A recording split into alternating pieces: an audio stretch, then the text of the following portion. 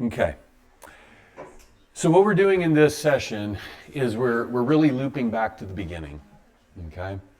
So the beginning of this series for the weekend, we talked about these two forms of goodness. We talked about the good life, which in biblical terms is blessedness, joy, and we talked about what it means to be a good person, to live the moral life, to be a kind of person that would be spontaneously admired,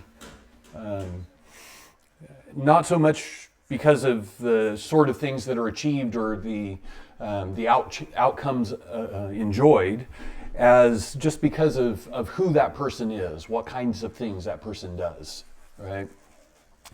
And we said that it's very important both to distinguish and to see some connection between those two ideas, between blessedness and righteousness, between joy and becoming a good person. Okay? And pointed out that in Jesus' teaching, the good life, blessedness, joy, is something that's an immediate experience, even in the midst of pain and loss and things like that. It's an immediate experience when we find ourselves working with God or caught up in a project, in something that God's doing.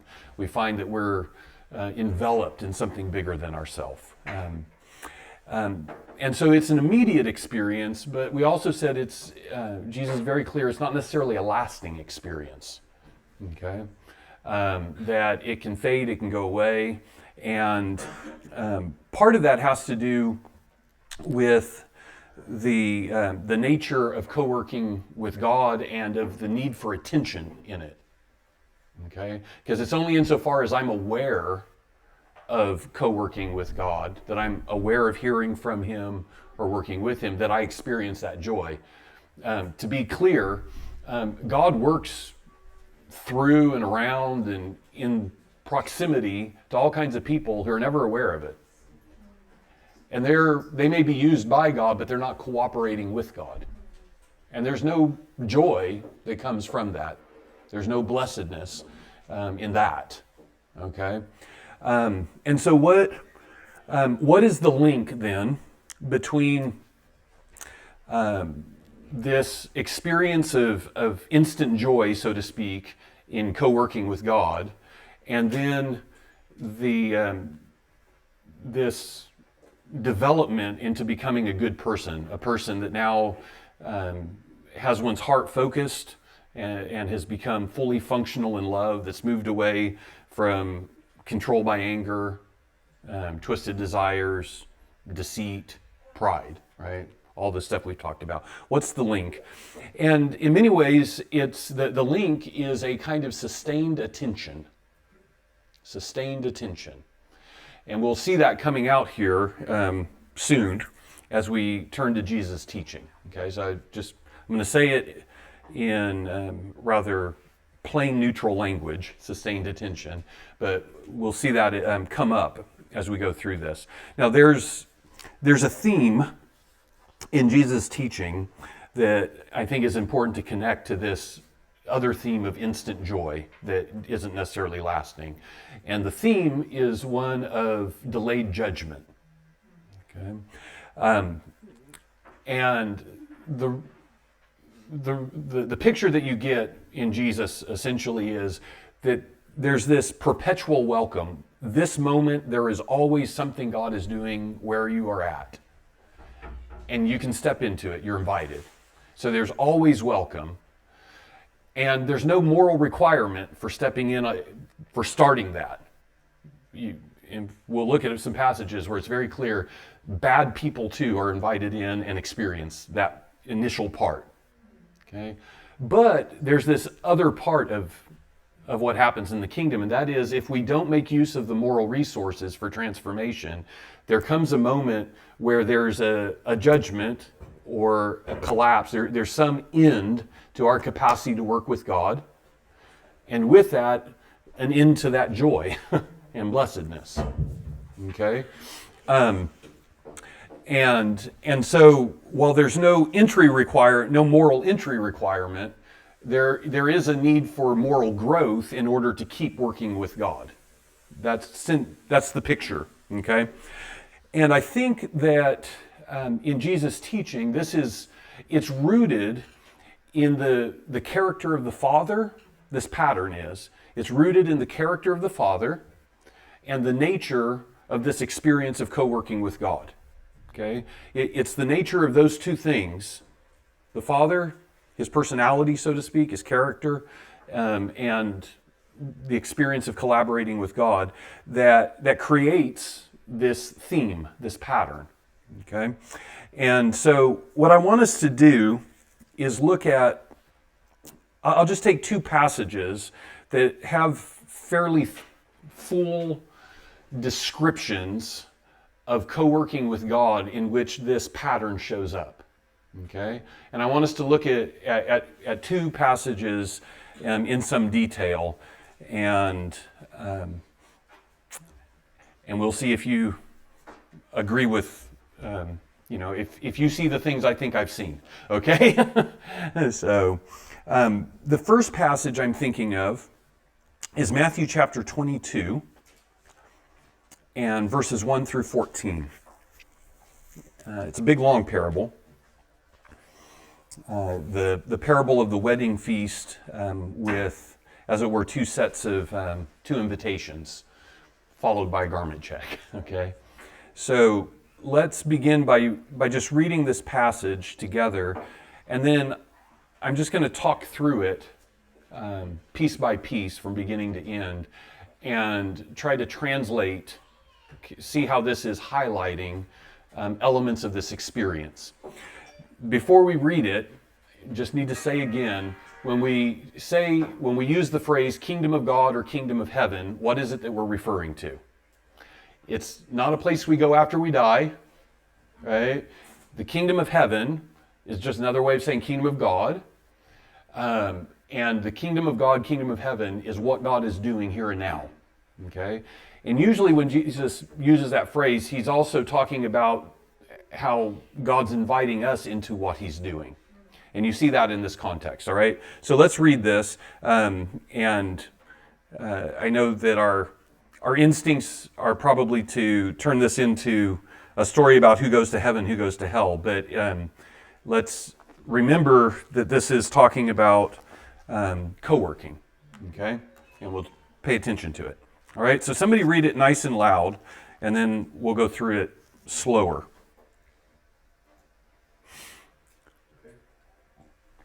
And again, Jesus spoke to them in parables, saying, "The kingdom of heaven may be compared to a king who gave a wedding feast for his son, and sent his servants to call those who were invited to the wedding feast, but they would not come. Again, he sent other servants, saying, 'Tell those who are invited, see, I have prepared my dinner. My oxen and my fat calves have been slaughtered, and everything is ready. Come to the wedding feast.'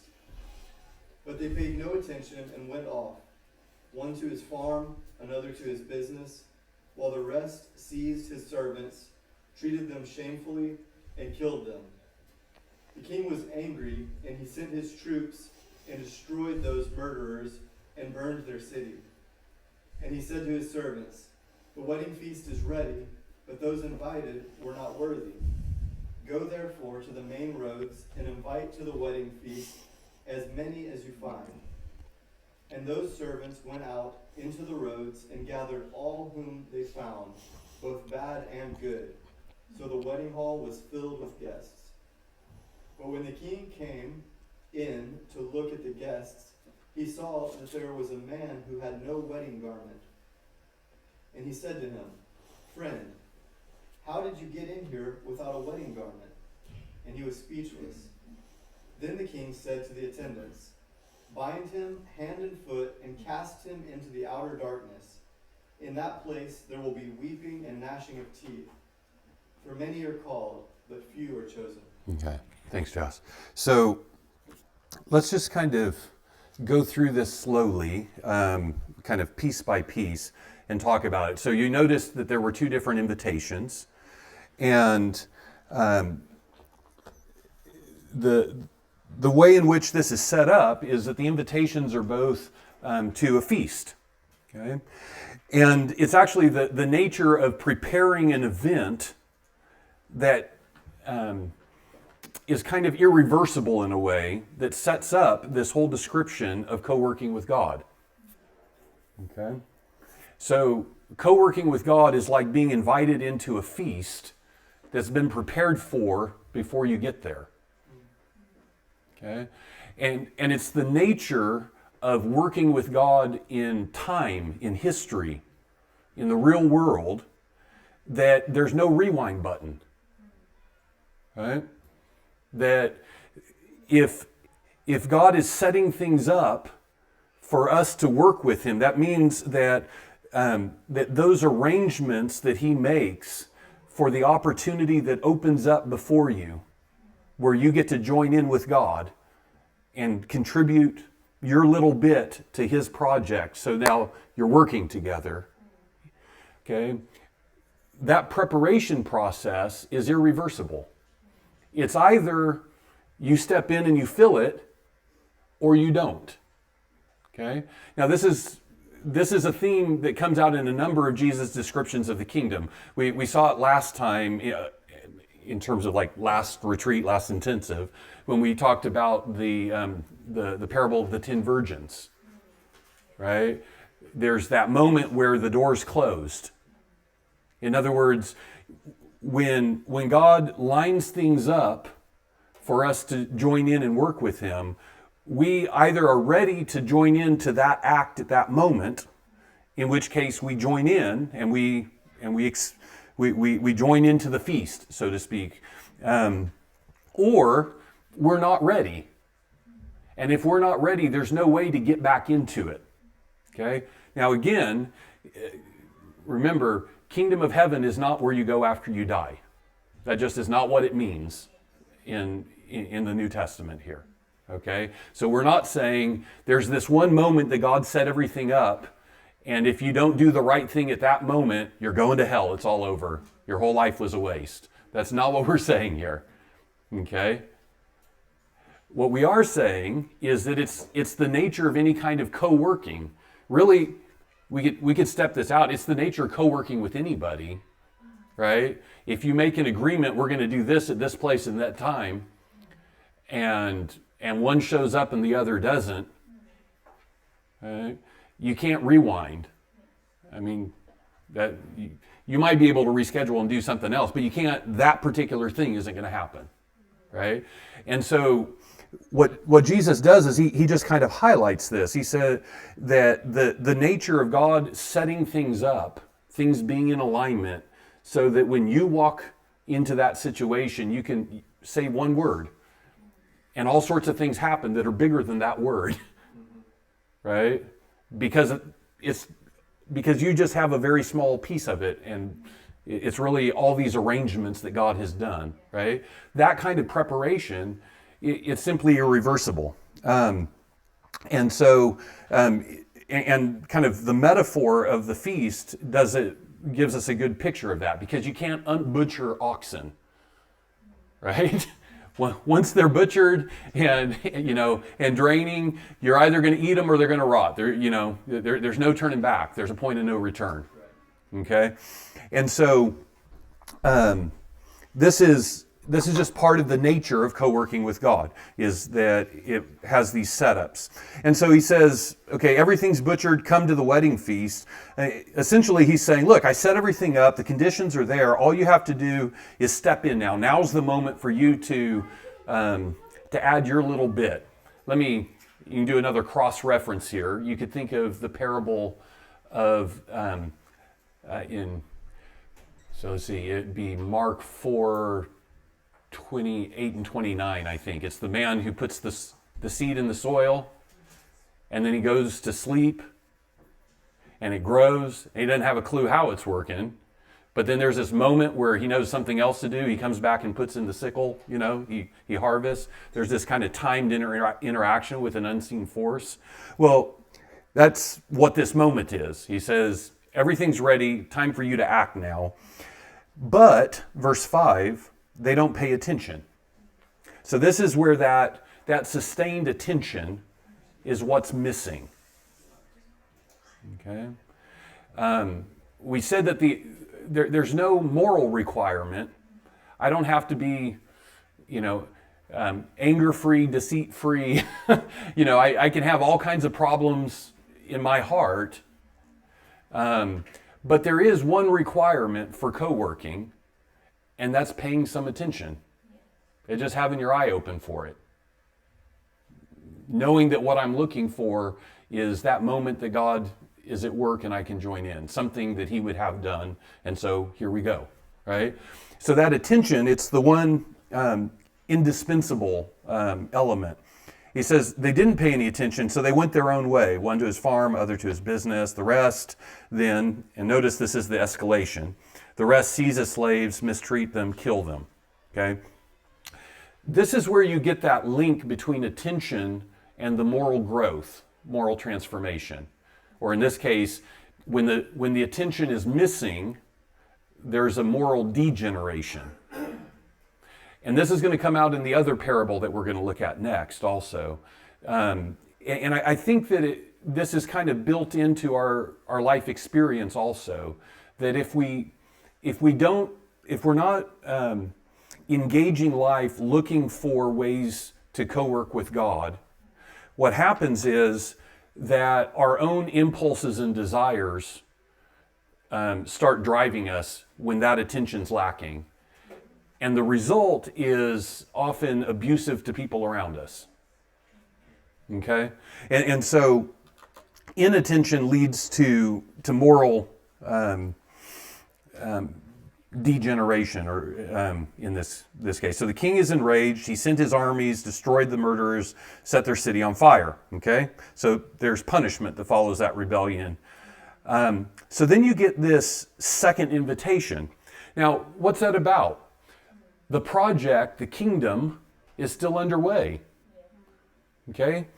Just because, God has set all this stuff up, and just because one person or one community decides or doesn't pay enough attention to join in, proves themselves, the phrase will be here, unworthy, right?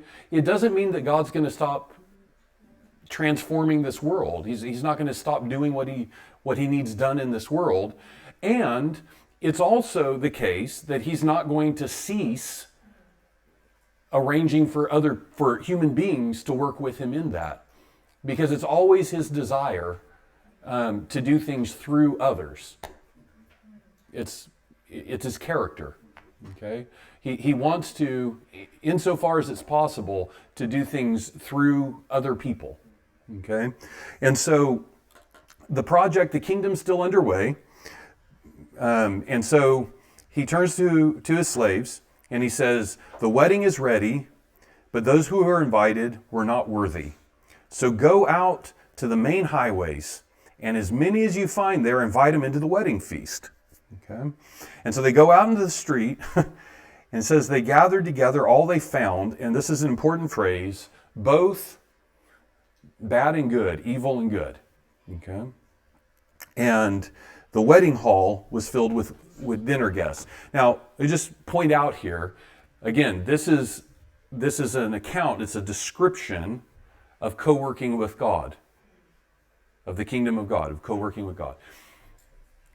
So what he's telling us in no uncertain terms, as he has in other things like the parable of the dragnet, right? He's telling us in no uncertain terms that included in those who are going to find themselves working with God are both evil and good, at least for a period of time. Okay? There's going to be bad people who are part of God's good project. Okay? He is not as picky with his coworkers as we are, right? Or at least let's put it this way. It's not so much the vetting on the front end, right? Because people can come in, as screwed up as you can imagine.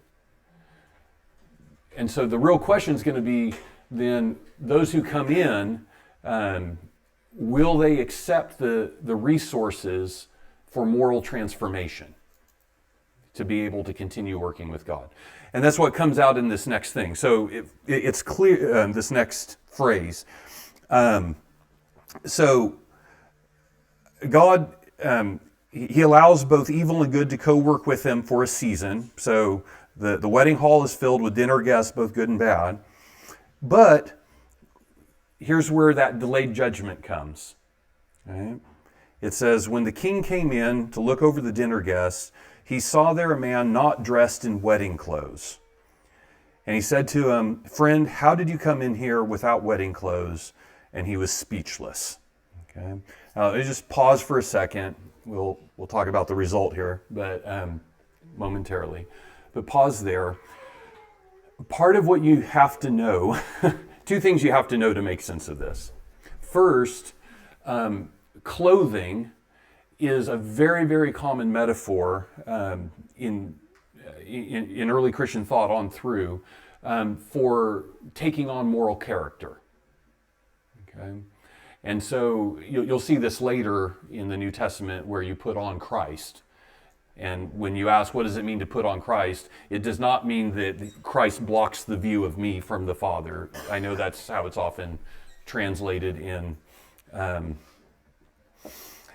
some atonement theories. But that just isn't what it's there. Because if you read it, it says you put on Christ, what are you putting on?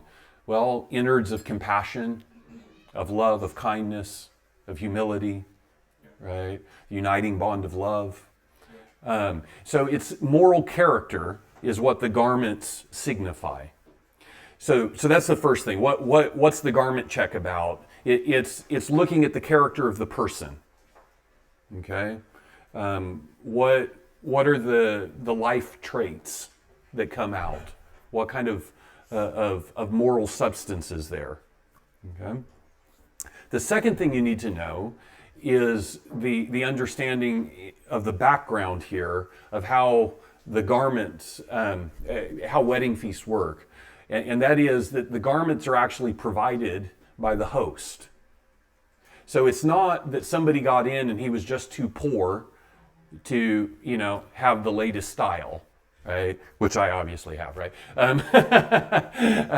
It's not that somebody, doesn't come dressed up and then we should just be like, oh, poor guy, he hasn't made enough money or something.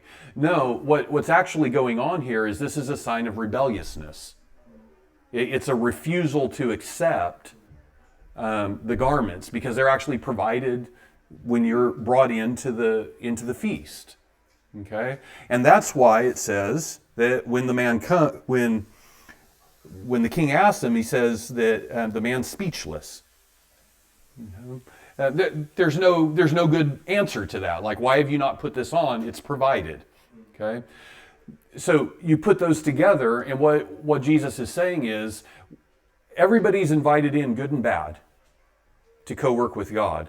As we come in and start working with God, there's resources provided for moral change. Okay? Now, we can go on without that moral change for some period of time. Okay? And he doesn't say exactly how long, and it's not mechanical, right? But at some point, it becomes impossible to continue in co-working with God without moral character, without the wedding clothes. And at that point, there's the garment check, right? And so the person who hasn't taken on this new moral character is expelled. It says, and the king said to the servants, bind him hand and foot, cast him into outer darkness, and in that place there shall be weeping and gnashing of teeth. Okay? Now, it's important, so say something. It's phrases like this that make people say, oh, this is about heaven and hell. Okay? But I think it's important to notice that what Jesus is doing in all of these cases where he describes judgment is he's using metaphors that you again have to say, what does that refer to in terms of an experience of working with God or finding oneself incapable of working with God? Okay? And because if you take all of the metaphors of judgment that Jesus uses, they actually become impossible to all happen, right? Because, you cut them to pieces and bind them hand and foot, and then there's weeping and it's like, well, at some point they can't weep or gnash their teeth because there's too many pieces on the ground, right? And so you want to ask, when you look at these metaphors, what is it that they refer to, right? What's the experience here? And so when he says, bind him hand and foot, what's the experience behind that? What's it describing? Okay. Remember, in the background, this is about agency. I'm making something happen in the world by working in in step with, hand in hand with God. And so this is an experience of effectiveness that I'm now being removed from because of moral character lacking, right? And so binding hand and foot is an experience of impotence, right? I can't do what I want to do. I can't reach out. I can't make happen it's not working anymore, might be a way we would say it, right? I don't know what's happening, but it's not working anymore. I can't get the effect that I'm used to getting, okay? The binding of hand and foot. And then cast into the outer darkness. What's the point of that? In outer darkness, it's not clear exactly what's happening anymore.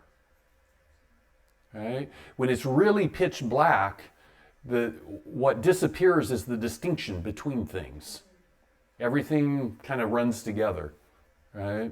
It's hard to see one thing from another and to understand what's really going on. And there's kind of a confusion that comes with that. That's why it's fearful for many people, outer darkness, right? And I think what Jesus is describing here is that at that place where moral character has so failed that it's impossible to continue in the projects I've been doing with God, it's not just impotence, like lack of effectiveness. It's also, there's kind of a confusion that comes. I can't make sense of it now. Again, because of this moral character lacking. And then finally, in that place, there will be weeping and gnashing of teeth. I don't know about you, but when I find myself grinding my teeth, usually that's when I'm frustrated. It's not so much about pain, it's about frustration, right? I'm trying to do something, it's not working, right? And so I think what he's describing here is the experience of no longer being able to have the effectiveness in the world that one's kind of come used to by life in the kingdom. Okay? And so he says, for many are called, but few are selected or chosen. Okay? Now, that line has a long history in terms of doctrines of predestination. And I just want to point out here that what is meant here in terms of chosen is not whether you go to heaven or hell, it's whether or not one completes the moral transformation. Okay? And so this is a different thing. Okay? It's pointing in a different direction than, for instance, St. Augustine or Augustine made use of it for. Okay, let me pause there for a second. I want to take you to a second passage and walk through it. Also, one that kind of focused more specifically on people with, if I can put it this way, positions of responsibility or leadership in that community that's formed in the kingdom. But I want to not move on too quickly. So anybody want to hammer out anything in this passage?